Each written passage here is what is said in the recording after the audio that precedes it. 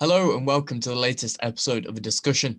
Me and Anton here are here to talk about all the latest Brewers news from the past 7 days. And Anton, we had an incredibly busy week. Obviously, transfer deadline day saw us total up to 9 signings across the entire January window. Really impressive, showing Jimmy and Dino really mean business.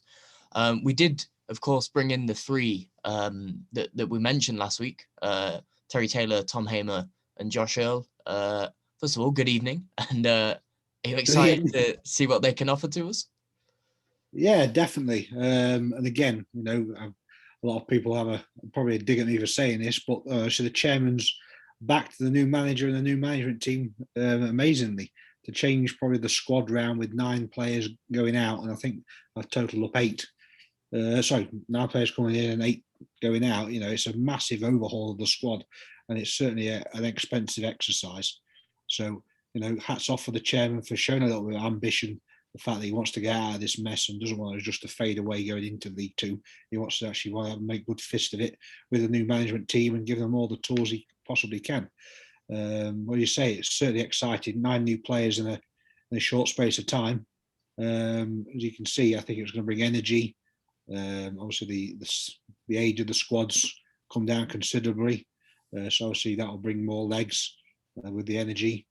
Jimmy's obviously had more time get us organised with the existing players we had, and obviously also then the new additions as well. So yeah, I think it's really exciting times, and as we've said before, a long way to go. So really exciting times. Yeah, and I think, you might want to correct me when I say this, but probably one of the biggest windows we've had in terms of, like you said, incomings, outgoings. It's really good to see that, Ben has really kind of, we're showing that we're going to put a bit of determination in there. We're not just going to go down. We're going to, if we're going to go down, we're going to go down fighting. Yeah, we're not going to roll over. Definitely not. Yeah. And that's showing now from the management and the chairman, and now the fans also need to jump on board and be positive about it.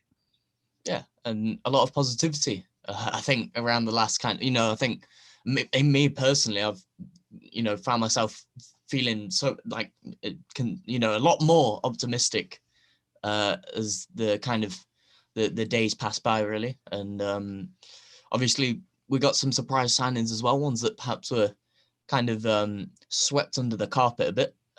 Johnny Smith, was at Swindon, did score against us this season.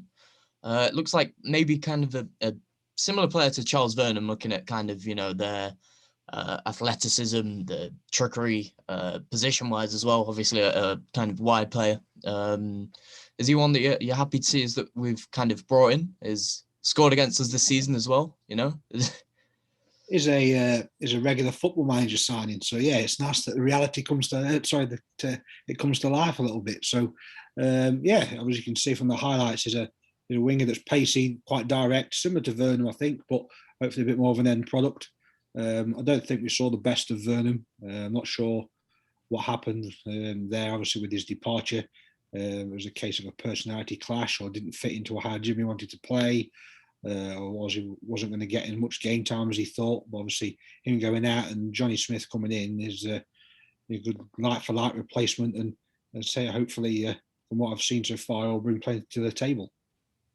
And he had some squad depth as well. I mean, I feel like he's gonna, from how how he's been spoken about by Jimmy, it does seem like he's going to be our first choice on the left side. But it's also, this thing that we've gone back to a few times: the 2 quality players in every position. And we've got our old friend Colin Daniel, who does look like Not our old. He's younger than me, I think.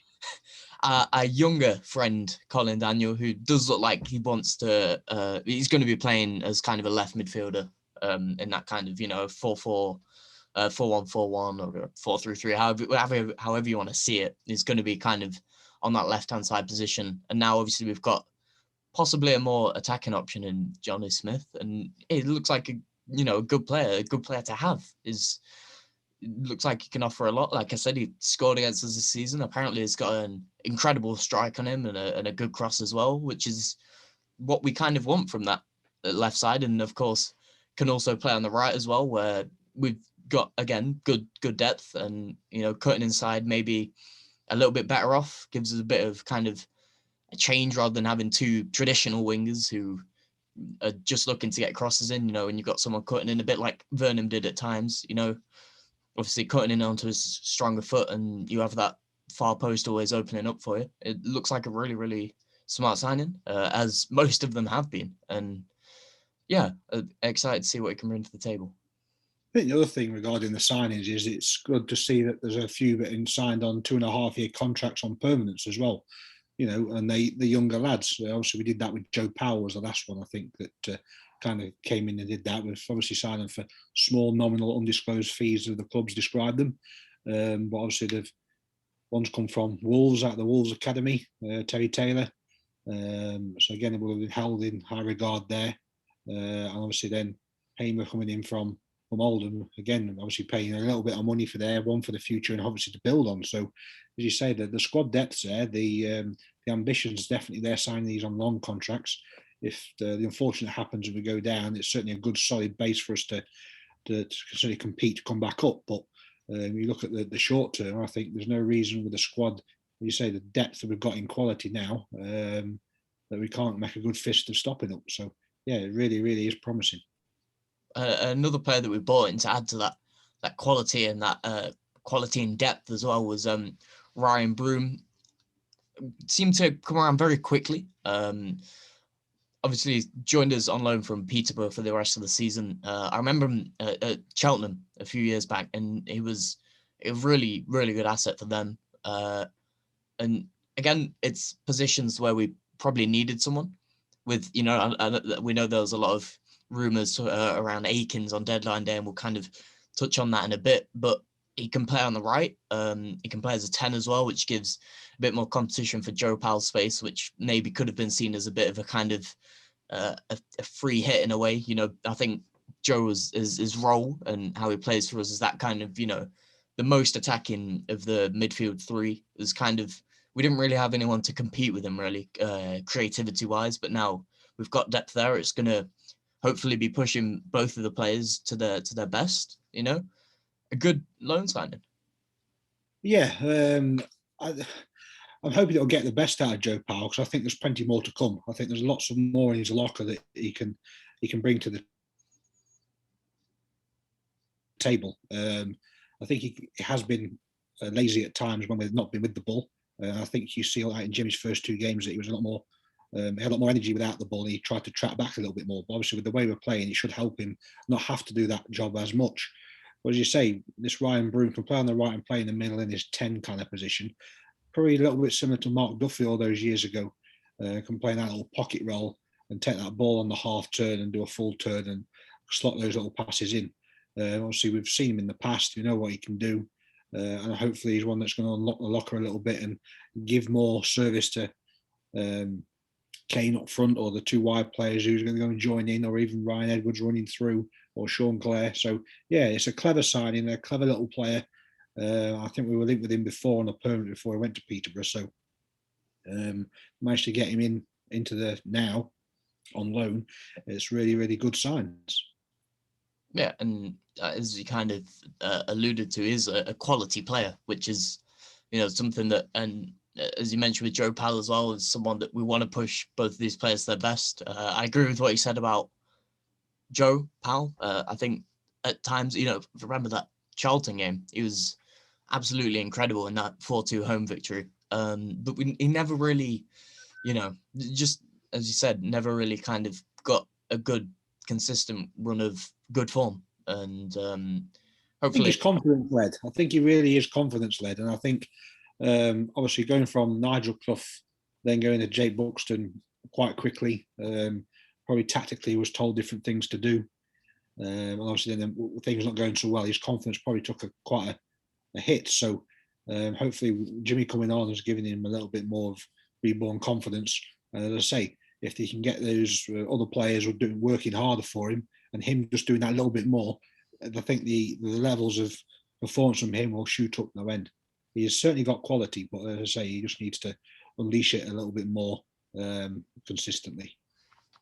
Yeah, and that's hopefully what, as we say, we're going to be pushing to do. One player who maybe had showed a bit of quality, a little bit of quality that we showed in the first few months of the season was Charles Verneman. We've, kind of mentioned his name already. Do you think it's the right decision to kind of, sell him on? It seems like we got a relative fee. I think it got reported at a 5-figure sum, which is, it's more than we bought him for. So it's profit at least. But from, what's been said about him and his not brilliant performance against Ipswich, do you think it kind of maybe the right decision, and he can go and start what I would assume consistently for Bradford in League Two, and it's a good chance for him to kind of move on from what's been a kind of a very hit and miss spell with us. Yeah, obviously, I think the transfer when he signed originally dragged on for a little while. Ian Holloway obviously reporting in the press that he'd signed for Burton Albion weeks and weeks and weeks before he actually did. So as a player with a lot of promise and a lot of potential. I've seen him a few times playing for Derby in the youth team. I've done some scouting, so certainly playing with potential. Obviously, not knowing what fees were bandied around or what actually came out, we can only go on hearsay from that. But Jimmy's going to have his own ideas and obviously his own ways and what he wants from players. And obviously, Charles Vernon didn't come into the club with obviously Jimmy's philosophies in. So I don't know if it was a case of Jimmy didn't fancy him or the deal was too good on the table. You can look at it in two different ways. But for a player of his age, it's a little point of him sitting on the bench and just being a bit part player. For him to develop and for a club to probably get the best out of him, he needs to be playing week in, week out. So I think if the deal was right on the table, if Jimmy had different ideas of who was going to play there and he wasn't going to play week in, week out, then maybe it is a good little bit piece of business. He's not been with us for 6 months, and we've made a little bit of money on him with a fee, and absolutely great and good bit of business. But we also got to remember that the player's development is also important. So if he's going to play week in, week out at Bradford, then fair play to him. And I have a feeling that he will, because as we kind of said, we've seen many times that Charles Vernon is a very good player with very good potential, as you said, and it was just maybe consistency issues that the team wasn't performing great as well. But I think he will do well at Bradford, and obviously they're kind of looking pretty good to push for the promotion out of League Two as well. Should be good for him, because if he can help them to that, then and possibly might be seeing them next season if we're depending on how the rest of our season is going to unfold.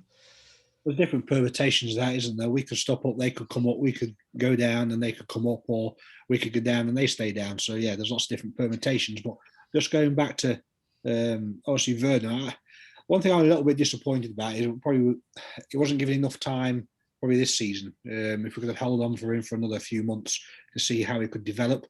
I think his biggest, he's got lots of potential, but the one thing for me was his final delivery, that final touch, and probably his decision making. He obviously wanted that one touch too many, and he tried to shoot or rather than pass, or he wanted to have one little more touch to take it past another player. And I think obviously Jimmy, with his playing experience and obviously him playing in a forward role, it'd be interesting to see if Jimmy could have coached that into him or out of him and developed that side of his game. So, to a degree, I would have really liked to have seen him stay at the Albion and see how he would have developed with Jimmy's knowledge and coaching. But obviously, pasture's new. Good luck to him. And if we see him again or plays against us, hopefully he doesn't hurt us too much. Yeah, and it's an interesting point you make about, maybe being able to hold on to him for a bit longer. I know when the rumours of him going to a League Two club were started to kind of swirl around, I was very much hoping that it was a loan. I thought it would be really interesting if we'd send him out for 6 months. He'd play pretty much every week, I'd assume, depending on obviously who we loan him to. But, if you get the right loan deal out, then maybe could have, we come back in 6 months' time as the summer window opens, and we kind of, sit down and go, how's he performed in League Two over those 6 months? And, where do we go from here? I would have quite liked to see that. We talked about the business side of it. Obviously, we've had a busy window, and there's going to be an expensive window with signing on fees, relocation fees, nominal transfer fees, sign-on fees, agents fees, everything like that. So, if a club has come for him with a good kind of figure, then, in a business sense, then if a player wants to go and play week in, week out as well, it's the right thing to do if he doesn't want to be here.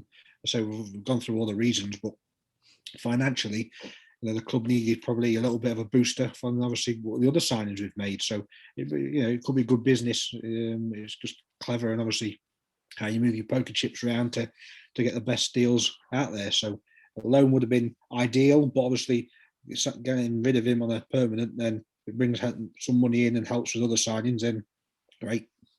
Yeah, and it was one outgoing that I know I was definitely surprised to not see happen was a goalkeeper, because and we've spoken a few times over the past few weeks, and we're now left. The transfer window is closed. We have 3 goalkeepers who arguably could all be our first choice. And again, we've got Saturday coming up, our game against Hull, where we're probably going to see who's starting and who's on the bench, because I don't really think we could take a great guess, because it could really be anyone. But no, I was really surprised to see that we didn't, whether it's a loan or a permanent, see Kieran O'Hara or Ben Garrett leave. But it's a difficult one, isn't it? The goalkeeper position, there's one place. There's one place in the starting 11, and you get one on the bench. So to find a goalkeeper and have 3 good goalkeepers is obviously great, but obviously they can't keep them all happy. As football is at the minute, people aren't carrying big squads. So the fact that we've got 3 on our books, 2 of them are permanent, is hard to get rid of. And other clubs will see that as they want to bring loans in. Mansfield bought a younger goalkeeper in to be their 3rd choice on deadline day. And also then with the conference clubs not knowing if they're going to go back to being playing, the loan spots for lower league levels aren't there. So they're not opportunities for goalkeepers to go out and play. So I think we're kind of backed into a little bit of a corner that probably no one came in for them. Be interesting to see if maybe one was offered a settlement to end his contract and find somewhere new. But because of how time it is at the minute with the football and the business side of it, contracts aren't being handed out as easy as they probably would have been in the past. So having a contract at a club is probably more important than being a free agent at the moment, because at least it's financially secure for the player. So I think we would have probably liked to got rid of one, obviously to balance the books a little bit and balance the squad out. But I don't think it's a bad thing having 3 good goalkeepers that compete, can all play as a number 1. Obviously, then also Callum Hawkins in the background as a number 4, learning his trade. Obviously, his development's going to stop as well. Not without obviously he spent time out at Mickleover, but with no loans to lower leagues, certainly until next season now, I can imagine. So, it'll be good for him to kind of work with the 3 bit more experienced goalkeepers. So maybe he comes back better for us at long term. But no, it'll be interesting to see who he starts with. But as I said before, there's pointless bringing loans into a squad, certainly the position we are, if they're not going to improve our starting 11. They have to play, in my opinion. Otherwise, there's no point in bringing them in, and you might as well play with what you've got. So for me, any loan signing that we have made, I would expect to start. Yeah, and as we've said, it's a really weird scenario, and I suppose you could almost make an argument that and this isn't something that I don't think I'd be a huge fan of, but you kind of change goalkeepers for tactical reasons, which is something that you really don't see in the game too much. But you've got Dylan Barnes, who's like, worry about.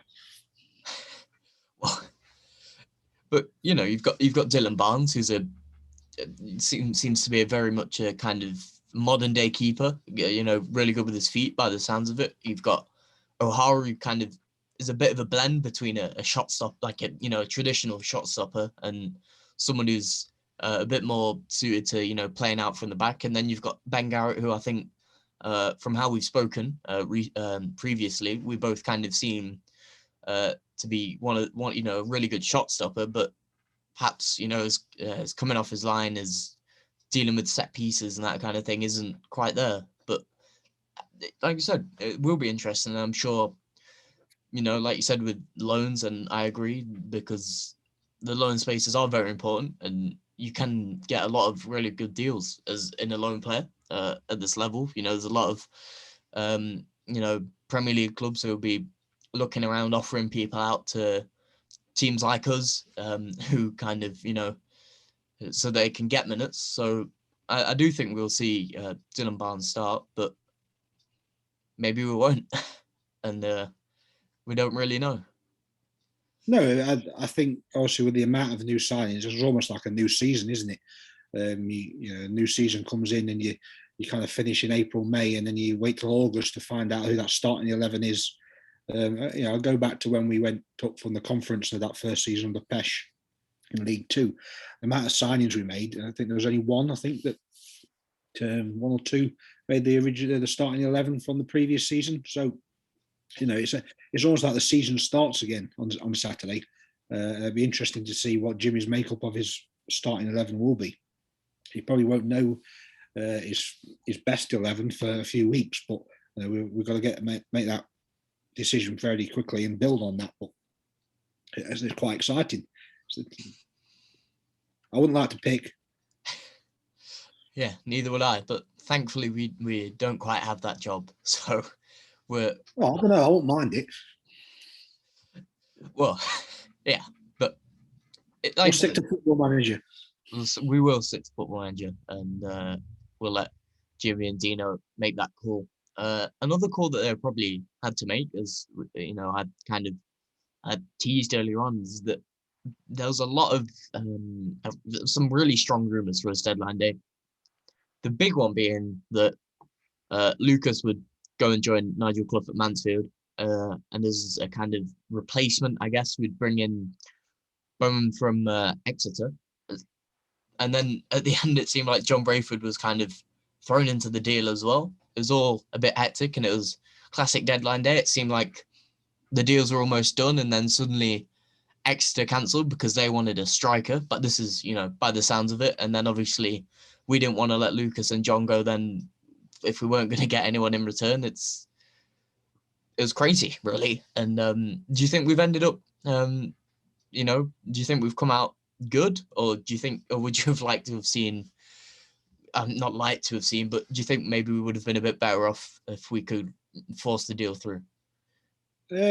I'll turn it back at you. Do you think that, as it stands, do you think that if John Brayford or Lucas Aikens weren't in the squad, we would be in a better position? Well, no, I think we'd be worse off. But exactly. So for 3 or 4 months, 5 months, however it is to the end of the season, having them on board is going to help us. What happens after that, who knows? But as we spoke about last time, Twitter went into absolute meltdown, and not just for our club and Mansfield, but the amount of rumours that went around with all clubs. What happens on a classic transfer deadline day, which is great. I stopped up all day, all night watching it on. That was I spent my day. But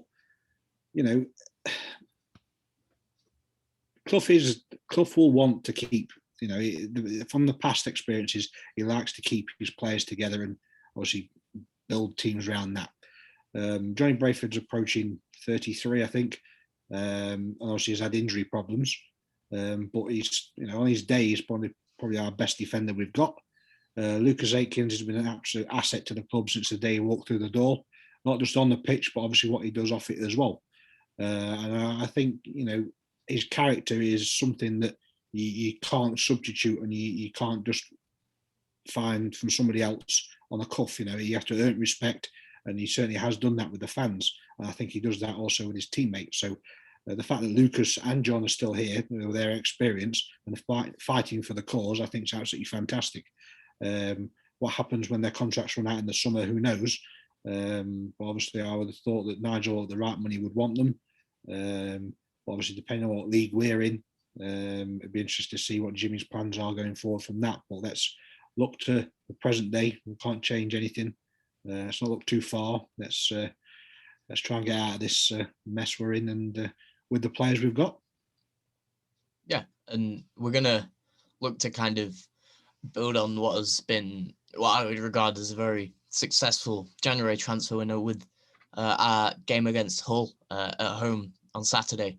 It might be the hardest game that we've played all season, although maybe won't get as difficult as the Lincoln game, the Hull game where we were COVID stricken and had 10 men for most of the game. But they are top. They're in pretty decent form. Maybe struggling a bit with consistency at the moment. I know they lost 2-0 to Accrington relatively recently, but they won their last league game.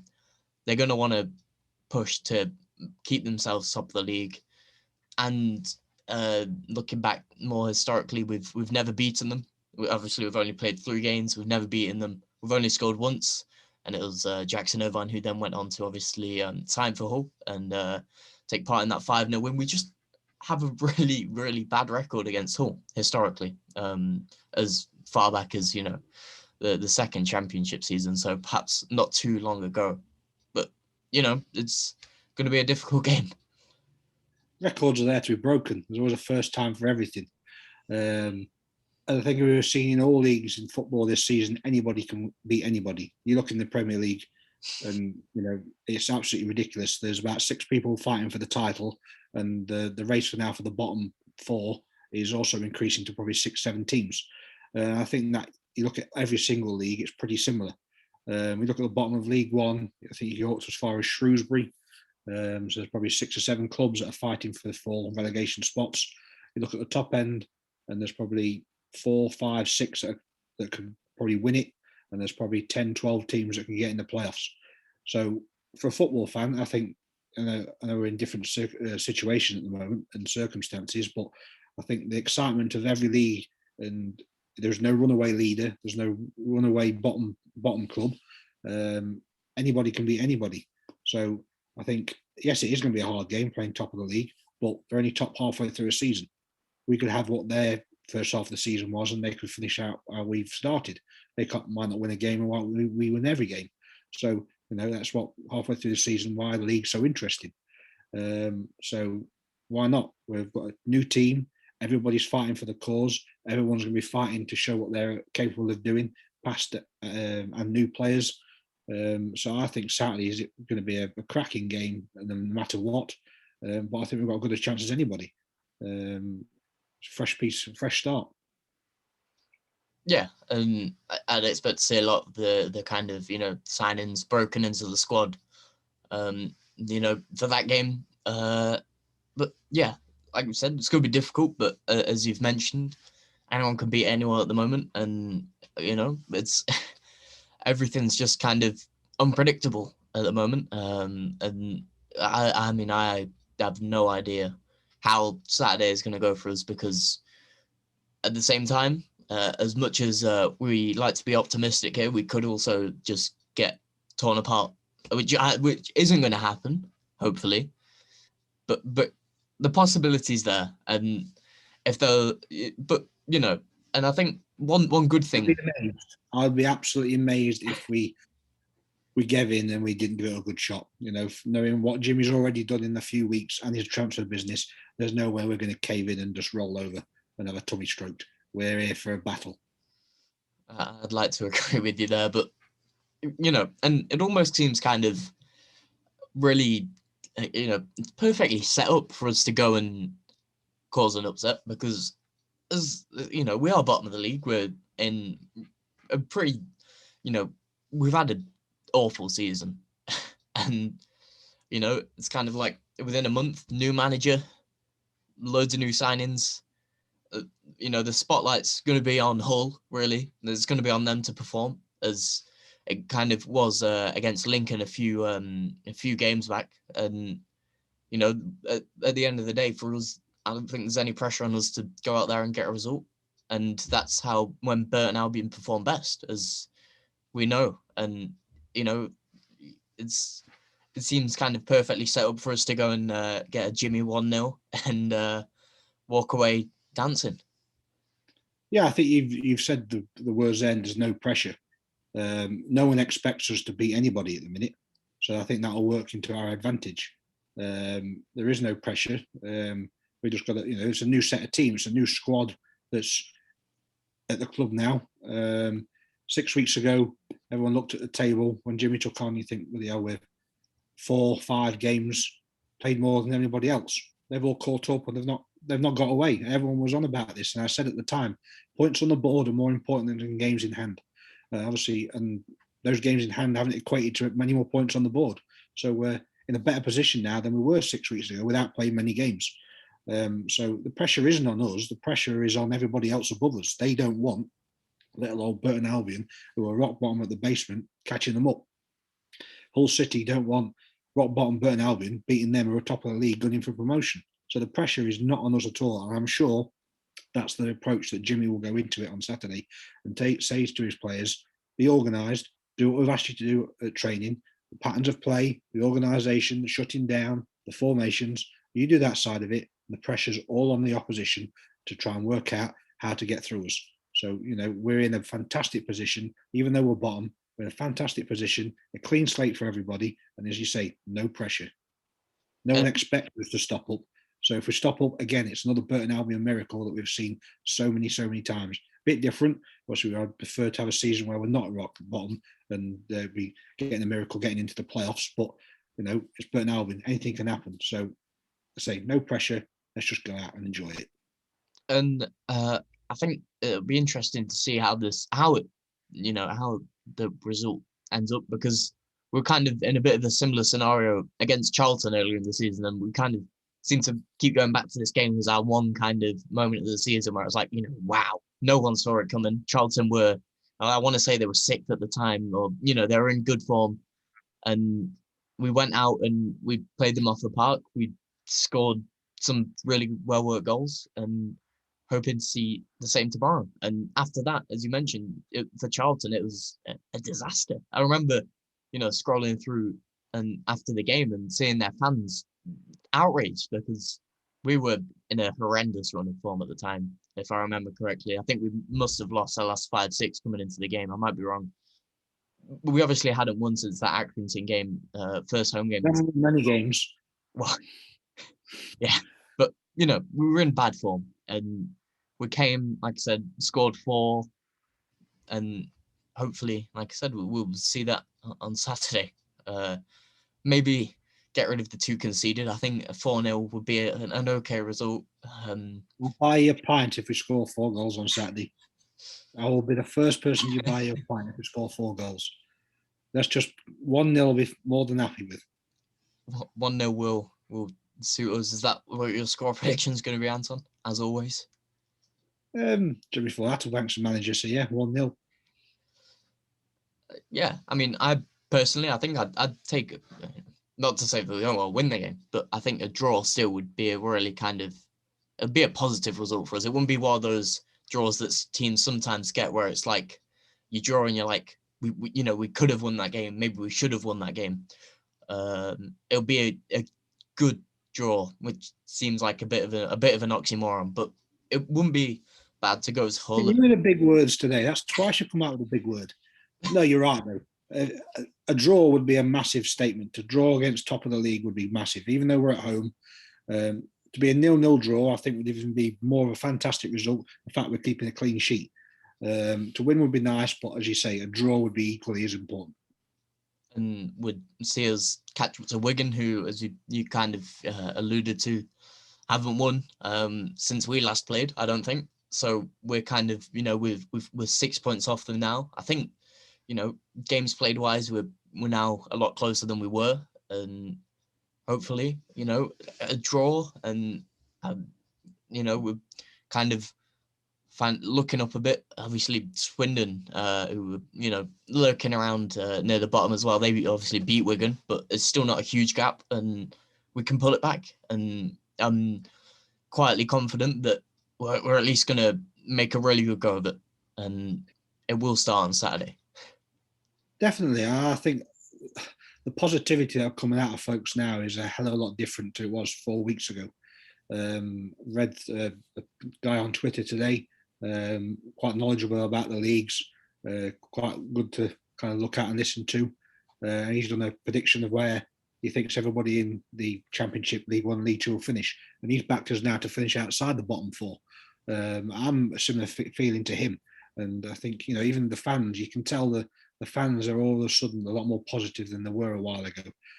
So, although we backed the manager when he was here, and I'm the first one to say it, I didn't want Jake to go ideally, but obviously it wasn't working.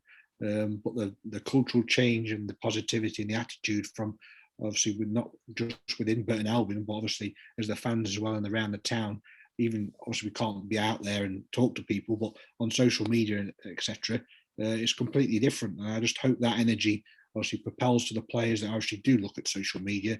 They're not stupid. But everyone's got to stick together in this. So the positivity is definitely coming through. And with that, we will obviously move on to this whole game. As we've said, we'll push. I'm sure we'll battle, and hopefully we'll get a positive result, whether it be a draw or a win. And that's all we really need at the moment. And another kind of confidence booster would work out as well. After that Gillingham game, arguably unlucky to lose to Ipswich in the way that we did, and then go and get a result against top of the league, it would be a sign of progress. And definitely. Yeah, and pretty quick progress at that. Anton, thank you very much for joining me. And as always, we'll hopefully be celebrating next week, celebrating Saturday's result. Cheers, Anton. Yeah. Cheers. Take care, all. Oh, yeah.